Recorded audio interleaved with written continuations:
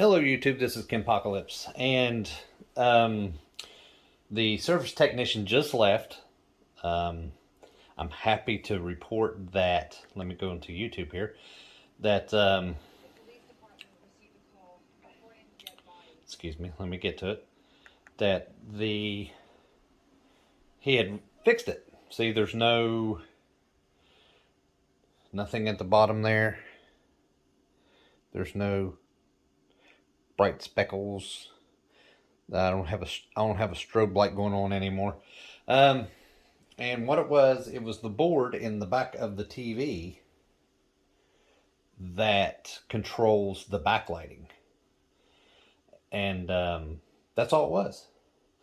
So I'm going to post a couple short videos that I took of him sitting here working on it. And I just want y'all to know that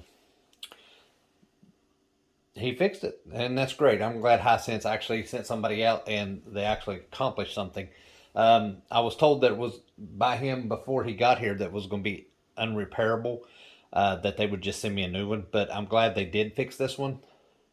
But, you know, I think with all the trouble I've had with this TV, I think we're going to switch to probably a TCL or a Vizio. We're going to stay away from those big budget brands, which Vizio is becoming not a budget brand anymore. They're getting bigger and bigger. But anyway, just happy to report that the TV is repaired, and hopefully I have no more issues with it. So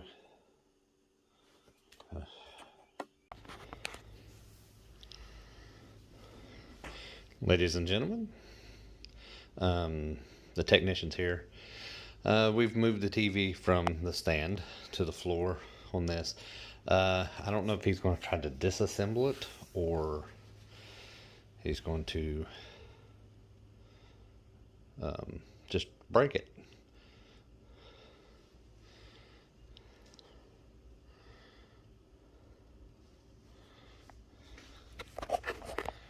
Try to set this up.